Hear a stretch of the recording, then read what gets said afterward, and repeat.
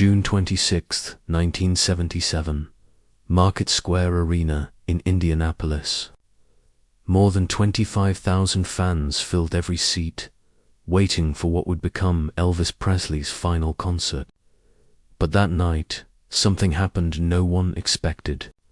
In the middle of the show, Elvis paused, gestured toward the wings and brought a secret guest into the spotlight. That froze the arena in dead silence. The air inside Market Square Arena was thick with anticipation.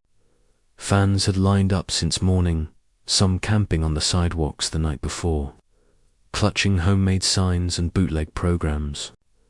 By the time the lights dimmed, every seat, more than 25,000 of them, was filled. The crowd looked like a living ocean. Sequined jackets flashing under the spotlights, families waving souvenir scarves. Older couples holding hands as though they were stepping back into the magic of their youth. When the band struck the opening chords, the arena erupted. Elvis Presley walked on stage in his white jeweled jumpsuit, rhinestones scattering light across the rafters. He raised his hand in greeting, and the roar swelled so loud it seemed to vibrate through the steel beams of the roof. For a moment, it felt less like a concert and more like a reunion between an old friend and the people who had grown up with him. The smell of popcorn, mixed with cigarette smoke, drifted through the aisles. Ushers struggled to calm fans rushing closer to the stage. Cameras flashed like sudden bursts of lightning, capturing the familiar silhouette, the high collar, the wide belt, the microphone cradled in his hand. Even in 1977, when his health was visibly faltering, Elvis carried the aura of someone who could command an entire city block with a single gesture. He launched into Also Sprach Zarathustra, that unmistakable entrance theme, and transitioned seamlessly into CC Rider. The crowd clapped in rhythm, their voices rising to meet his. Every note carried a weight of nostalgia, a reminder that this was more than a tour stop-it, was a final chapter no one wanted to acknowledge. Yet, beneath the thunderous applause was something quieter, a shared awareness that time was running out, that this man, once the world's unstoppable symbol of youth and rebellion, was giving everything he had left on a stage in Indianapolis. Fans whispered it to each other in the corridors, and journalists scribbled it in notepads. This concert might be remembered not for spectacle, but for the sense of goodbye woven into each song as Elvis paused to sip water, beads of sweat tracing his brow under the hot stage lights. The orchestra tuned softly behind him. He looked out at the endless faces, smiling faintly. The crowd had no idea what he was about to do, because just when everyone thought they knew every beat of the night, every song, every scarf toss, every Elvis Presley surprised them with something unthinkable. By the time Elvis reached the middle of his setlist, the energy in the arena was unrelenting.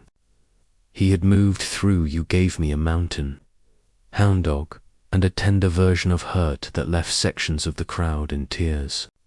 The orchestra swelled, the Stamps Quartet harmonized in the background, and Elvis stood center stage, gripping the microphone with the weight of someone who knew how to command silence and sound alike. Then, something unusual happened. As the final note of Hurt lingered, Elvis didn't signal the band to continue. Instead, he turned slowly toward the right side of the stage, where the curtains swayed slightly from the hum of backstage activity. He lifted his left hand, palm outward, as if gesturing for the musicians to hold. The orchestra's instruments fell quiet. The drums, poised to roll into the next rhythm, stopped mid-beat. For the first time that evening, confusion rippled across the faces of the band. Joe Esposito, Elvis's longtime road manager, leaned forward from his position at the stage wing. A stagehand darted toward him, whispering in hurried tones, Security guards near the barricades straightened, scanning the aisles, unsure whether Elvis had spotted a disturbance in the crowd. But it wasn't the audience he was watching. It was the shadow just behind the curtain. The audience, once roaring with applause, grew restless. Murmurs drifted from section to section. Some fans craned their necks, wondering if a fight had broken out.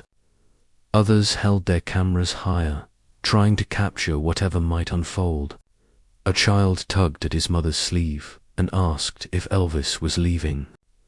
She hushed him, eyes fixed on the stage, unwilling to look away for even a moment. The microphone in Elvis's hand crackled as he shifted it. He leaned toward it, but instead of launching into another song, he spoke softly. "Ladies and gentlemen," his voice carried through the speakers, warm yet edged with a kind of gravity that commanded stillness. He didn't finish the sentence. Instead, he raised his hand again, this time in a deliberate sweep toward the wings.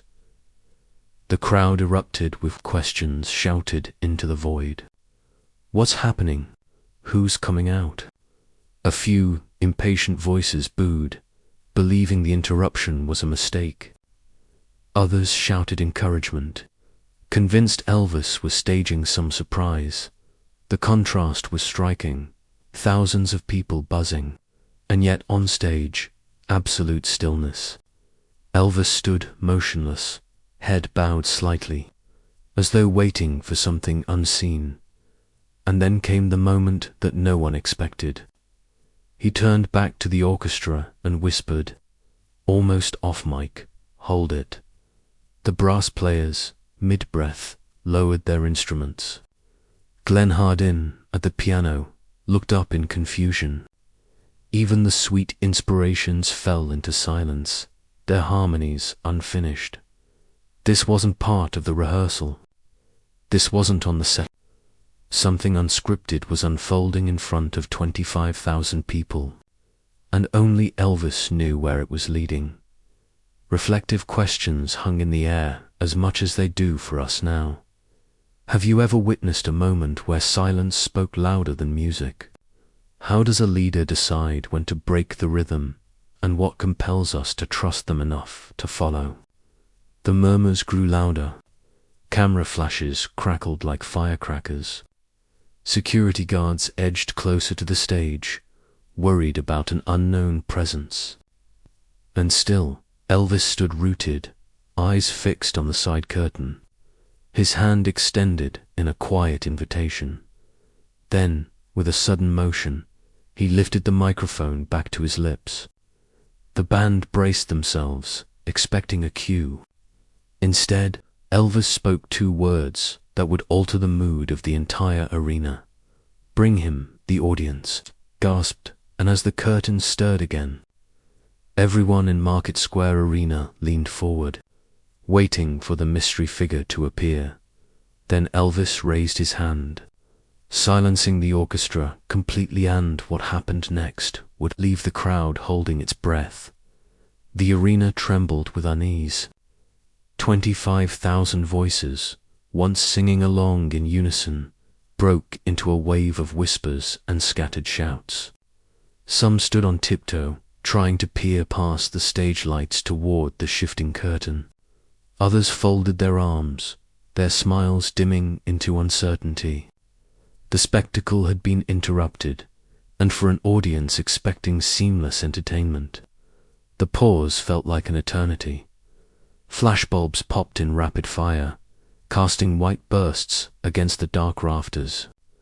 Each click captured Elvis motionless, microphone lowered, his gaze fixed on that same spot in the wings. He did not explain. He did not move forward with the show, and that, more than anything, unsettled the crowd. Joe Esposito moved quickly, whispering into the ear of a uniformed guard. The guard scanned the aisles nervously. Was it a security risk? Had Elvis spotted a heckler? The questions rippled outward, multiplying with every second of silence. Even members of the TCB band glanced at each other, unsure whether to prepare for the next number or freeze as Elvis had commanded. For some in the audience, tension edged into impatience. A smattering of boos echoed faintly from the upper rows. In contrast, a cluster of lifelong fans in the front row pressed their hands together, whispering prayers, convinced something important was about to unfold. The emotional split was sharp, skepticism on one side, faith on the other. This contrast is worth asking ourselves. How quickly can a crowd shift from adoration to unease? In moments of uncertainty, do we trust the figure at the center, or do we let doubt fracture the unity we felt only minutes earlier? Elvis remained calm, his expression unreadable. He lifted his chin slightly, a silent assurance that he knew exactly what he was doing. For the loyal ones, that gesture was enough to hold them in suspense. For the doubtful, it only deepened the mystery. And then the curtain stirred again. A silhouette began to emerge. At first it was impossible to make out tall, broad-shouldered, moving slowly into the wash of the spotlight. The murmuring swelled into gasps, and for an instant, even the restless ones in the upper seats fell silent, craning their necks for a clearer view. Security guards shifted closer, their polished shoes squeaking against the stage floor. The orchestra remained frozen, horns lowered, fingers hovering over strings and keys. It was as if 25,000 people had been pulled into the same collective heartbeat, waiting for the identity of the mysterious guest. The tension was unbearable. One man in the balcony shouted, "Who is it?" His voice cracked through the silence, earning nervous laughter from those nearby. But laughter gave way to awe as the figure stepped further into the light, revealing the outline of a familiar suit and the grey streaks of hair at his temples. And yet, even then, no one in the arena dared to fully believe it. Could it really be him? Was Elvis about to share his stage with someone long thought absent from the spotlight? This was no accident. Elvis had orchestrated a moment where the crowd teetered between doubt and revelation, between suspicion and faith. The stakes were higher than a concert. This was trust itself, hanging in the balance, and just as anticipation reached its breaking point, Elvis raised the microphone once more. His lips parted as if to announce the name, but he stopped short, letting the silence hang heavy in the rafters. Then the figure stepped into the light, and the arena went dead silent. The spotlight caught him at last. The figure who stepped into view was not a stagehand, not a fan pulled from the crowd, not a fellow celebrity chasing headlines. It was J.D. Sumner, Elvis's longtime gospel mentor, the man whose bass voice once anchored quartets across the South. The arena gasped in unison. Many had thought Sumner had stepped away for good, yet here he was, standing beside the king, summoned without warning into the last great stage of Presley's life. Elvis's face broke into a smile that seemed both mischievous and tender. He lowered the microphone and reached for Sumner's hand. The embrace was firm, brotherly. A murmur swept through the crowd, spreading like a current fans, recognizing the legendary bass singer who had shaped Elvis's love of gospel. Some clapped in recognition, others simply froze, trying to process the living history in front of them. Then Elvis leaned close, off mic, but audible to the first few rows. He whispered, "Sing with me." The words carried the force of command and the warmth of invitation. Sumner nodded, eyes glistening under the lights. The band tensed, waiting for direction. But Elvis gave no cue to the orchestra. Instead, he raised the microphone again, his voice quiet at first. "Why me, Lord? What have I ever done? The arena shifted instantly. The applause died.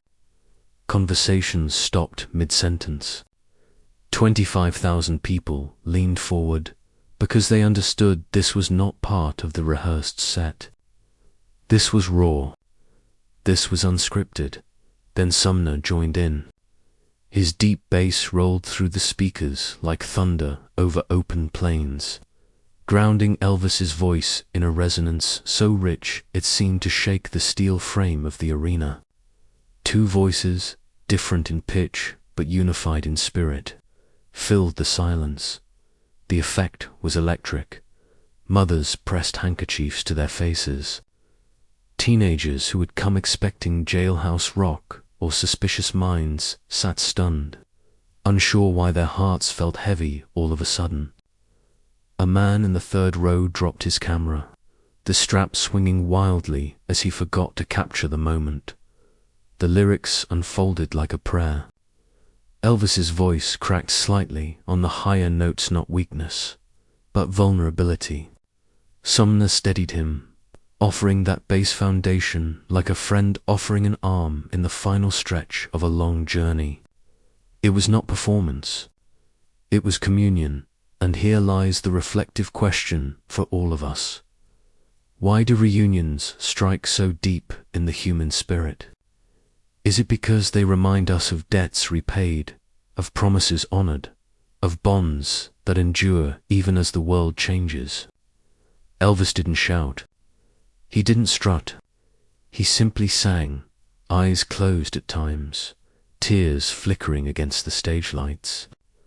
The crowd, for once, did not scream back at him. The arena went dead silent, save for those two voices carrying a hymn into the rafters. Then came the short bursts, the unplanned breaks that cut deeper than any rehearsed encore. Elvis dropped to one knee. He gripped the mic tightly, knuckles white, as if the song were carrying him rather than the other way around. Sumner placed a hand on his shoulder midline, steadying him without words. The audience saw it, and they wept. Flashbulbs exploded, capturing a tableau that would circulate on bootleg photos and whispered stories for decades. The king of rock and roll bowed on one knee, joined by the man who had first shown him the power of gospel harmony. And then, as the final line fell, "Help me, Jesus, my soul's in your hand," Elvis lowered the mic. Sumner's voice faded into silence. For a moment, the entire arena hung between sound and stillness, between spectacle and reverence. Then Elvis looked up, eyes wet but steady. He whispered again, almost inaudible, "Thank you, JD." The crowd erupted not with screams, but with a standing ovation, applause crashing like waves against the stage. Strangers hugged each other. Ushers clapped beside the aisles. Even the security guards, stoic by rule, let tears streak down their faces. What had begun as disruption had become revelation. What happened next turned tension into catharsis. As the music reached beyond the stage and drew the entire arena into its embrace, the ovation rolled through Market Square, arena like a storm breaking against a shoreline. But Elvis did not bow or signal the orchestra to resume. Instead, he remained beside J.D. Sumner, hand still resting on his friend's shoulder. The two men stood there in silence, their presence alone carrying more weight than any encore could. Then, without a word, Glenn Harton at the piano began to play soft chords, tentative at first, as though asking permission. Elvis nodded, and the band fell in behind him, swelling into the hymn's reprise. What followed was unlike anything the audience had anticipated. Elvis didn't sing to entertain. He sang to unite. His voice carried not toward the rafters, but into the hearts of those who had come to see him one last time. The transformation was instant. where unease had lingered moments earlier. Now tears and whispers of prayer threaded through the crowd. A woman in the fourth row, clutching her teenage daughter's hand, reached into her purse and pulled out a scarf embroidered with Elvis's name. With trembling fingers, she tossed it onto the stage. Instead of draping it around his own neck, Elvis bent down and lifted the scarf, then placed it gently around J.D. Sumner's shoulders. The gesture was small, almost casual, but the audience gasped as if witnessing a coronation. That was Elvis's way, to deflect the adoration that always seemed too heavy for one man and redirect it toward those who had shaped him. In that instant, the scarf became more than fabric. It was a gift of gratitude, a token passed from fan to friend, from stage to story. The arena changed. Where before there had been pockets of doubt, now there was only communion. Strangers clasped hands across armrests. A group of servicemen in uniform bowed their heads together. One usher, stationed near the exit doors, later admitted he forgot to watch the aisles entirely. He was too caught up in the stillness that held 25,000 people in one shared breath. And here is where we pause to reflect. When have you seen music dissolve barriers between strangers? Was it the song itself or the silence it created that bound people together? The duet continued, but now it was no longer just Elvis and J.D. The crowd joined in, voices rising unevenly yet beautifully. From the lower bowl to the upper rafters, thousands sang fragments of the hymn, some off-key, some barely audible, but all carried by the same spirit. The microphones picked up the resonance, swelling the sound into something vast, something more than music. A man near the back held up a small tape recorder, capturing the moment on bootleg cassette. That crackling tape would later circulate among fans.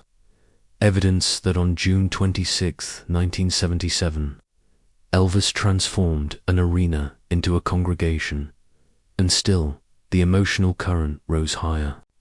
When the final chorus ended, Elvis didn't rush to the next number. He stepped back, handed the microphone to J.D. Sumner, and let the bass singer close the hymn. The decision was startling, the king giving his stage away, but it was fitting. For Elvis, this was never about guarding a throne. It was about reminding people where the music had come from. When Sumner's last note faded, the crowd exploded once more, but this time the applause was mingled with something deeper: sobs. Laughter, prayers whispered into the rafters. Mothers embraced their children. Couples kissed. One fan shouted, "We love you, Elvis," and the words rang truer than ever before. And yet, Elvis did not claim the adoration.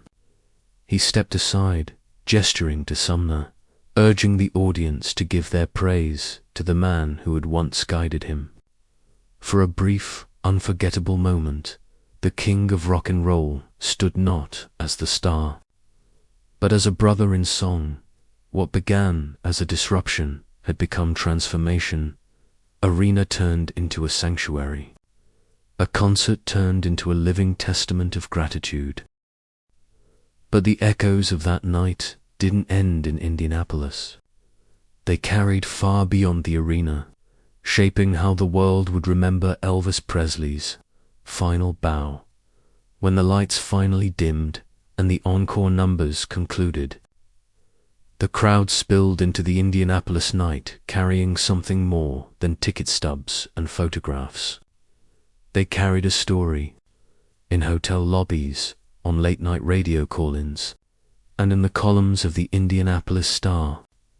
The talk was not only of Elvis's set, but of the moment when he handed the spotlight to J.D. Sumner and turned a concert into a prayer. By dawn the next morning, word had already spread beyond Indiana. Bootleggers rushed to duplicate cassette tapes captured on handheld recorders. Copies hissed with static, but still, the voices of Elvis and Sumner cut through. Fans passed the tapes from city to city, labeling them last show with JD for many. It became the sacred relic of Presley's final tour, the proof that even in his fading months, Elvis's heart belonged to gospel. Newspapers echoed the sentiment. Elvis brings gospel legend back. Read the headline in the June 27th edition of the Indianapolis Star. Other outlets followed, noting not only the performance, but the unusual silence that had swept over 25,000 people. That silence itself became part of the memory, an artifact just as important as the scarf or the songs. In the years that followed, fans returned to Market Square Arena, not for concerts, but for remembrance. Even after the building was demolished in 2001, a commemorative plaque was placed on the site, marking June 26, 1977, as Elvis Presley's last performance.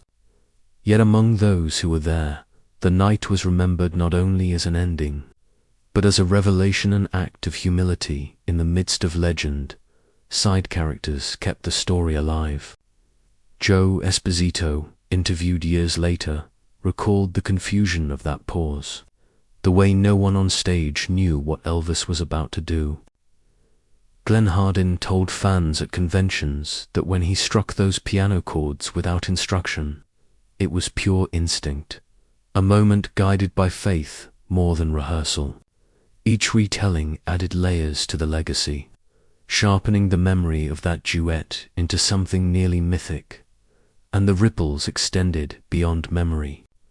Gospel quartets cited the performance as proof that sacred music could still shake an arena. Tribute shows in the decades that followed often recreated the moment, inviting guest singers on stage to echo what Elvis had done. Even younger generations, who never saw him live, found themselves moved by grainy audio clips and faded photographs showing a man on one knee beside the bass voice that had once mentored him. But perhaps the deepest ripple was personal. For those present, the night reframed Elvis Presley not as an untouchable icon, but as a man who knew the weight of gratitude. He had nothing to gain by bringing J.D. Sumner into the spotlight, and everything to lose if the crowd rejected the disruption. Instead, he chose compassion, and in doing so, he changed forever how his final concert would be remembered, and for Elvis himself. It was more than a performance, it was closure. A farewell that spoke louder than any encore in the weeks that followed Indianapolis. Elvis Presley's health declined rapidly. By August, he would be gone.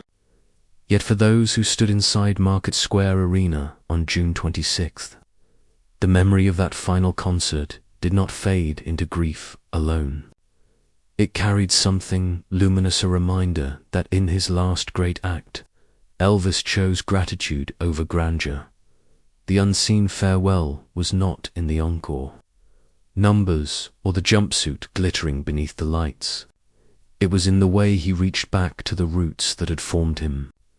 Inviting J.D. Sumner to the stage was not a publicity stunt. It was a confession, a benediction, and a parting gift. In front of 25,000 people, he showed that his crown was never the rhinestones stitched onto white fabric. It was the humility to share his throne with another. Fans who attended that night often described an overwhelming feeling that they had witnessed more than music. One woman later wrote in her diary that she had gone to see Elvis, the star, but left having met Elvis the man. Another fan told reporters that when the crowd fell silent during Why Me, Lord, it felt like a prayer the whole city was saying together. Those reflections became the moral core of the story, the reminder that silence, when chosen with intention, can speak louder than applause. Think of it. 25,000 people who had come expecting rock and roll spectacle found themselves standing inside, something closer to a sanctuary? Would they have remembered the night the same way if Elvis had simply sung through the hits? Or did the moment endure precisely because he risked vulnerability in front of them all? Artifacts from that night became relics of memory. The scarf that Elvis draped over J.D. Sumner's shoulders was kept by a fan who retrieved it later, preserved in glass for decades. The bootleg tapes, grainy and imperfect, circulated as though they were scripture, each hiss and crackle reminding listeners that this was unscripted truth, not polished performance. Even the plaque that now stands where Market Square Arena once rose does not mention every song on the set list, but fans who visit the site speak first of the duet, as if it were carved into the very concrete. The moral threads are clear. Elvis's final gift was not perfection, but compassion. He had nothing left to prove, no chart to climb, no critic to impress. Yet he still chose to bow beside an old friend, to remind the world where his soul had found its music. That act reshaped the way his legacy is remembered, not simply as a king of rock, but as a man of gratitude who, in his final spotlight, shared the stage, and that is the lesson for all of us. Who would you want standing beside you in your final moment under the lights? Would you cling to the crowd's applause, honor the companion who helped carry you there? The answer, perhaps, is what made Elvis's last concert unforgettable. His unseen farewell was not to the stage, but to the people who had guided him back to the sound that first stirred his heart. In the silence that followed, fans understood that they had been part of something legendary. On June 26, 1977, the King reminded his people that greatness is not measured by volume, but by grace. And that is why the silence from that night still echoes louder than the roar of 25,000 voices. And so, the man who had filled stadiums with sound left behind a legacy of stillness, teaching that sometimes the truest farewell is the quietest one. If this story moved you, share it with someone who still remembers the magic of Elvis. What detail struck you most, the silence, the song, or the gesture of gratitude? Tell us in the comments. And if you'd like more true stories of legendary moments, stay with us, because history is made in moments just like this.